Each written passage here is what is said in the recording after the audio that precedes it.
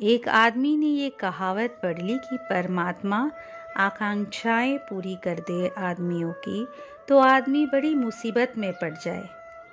उसकी बड़ी कृपा है कि वो आपकी आकांक्षाएं पूरी नहीं करता, क्योंकि अज्ञान में की गई आकांक्षाएं खतरे में ही ले जा सकती हैं। उस आदमी ने कहा, ये मैं नहीं मान सकता हूँ।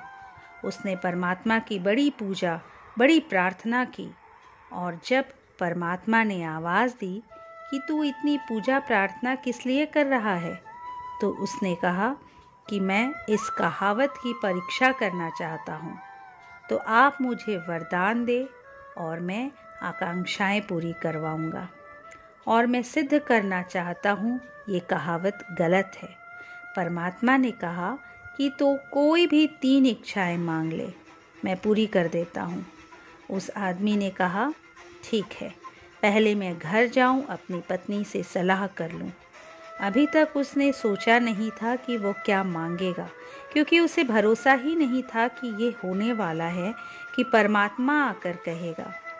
आप भी होते तो भरोसा नहीं होता कि परमात्मा आकर क्या कहेंगे। जितने लोग मंदिर में जाकर प्रार्थना करते हैं, किसी को भरोसा नहीं होता।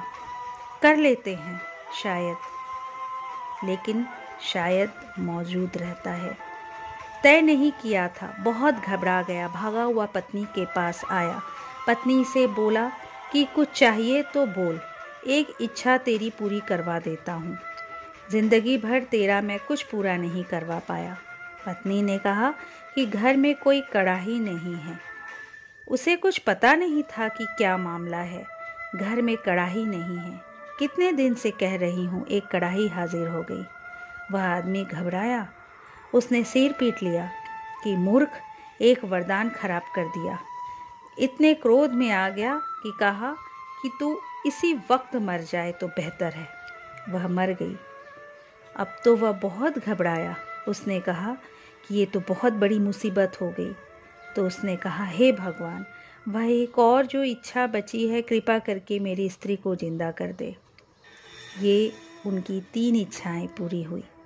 उस आदमी ने दरवाजे पर लिख छोड़ा है कि ये कहावत ठीक है।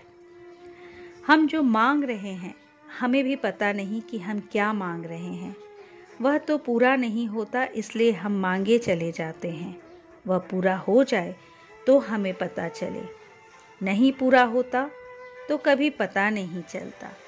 कृष्ण कहते हैं, मांगो ही मत, क्योंकि जिसने तुम्हें जीवन दिया वह तुमसे ज़्यादा समझदार है।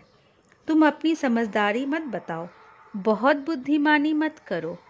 जिसने तुम्हें जीवन दिया और जिसके हाथ से चांद तारे चलते हैं और अनंत जीवन जिससे फैलता है और जिनमें लीन हो जाता है, निश्चित इतना तो तय ही है कि वो हमसे ज़्यादा समझदार है।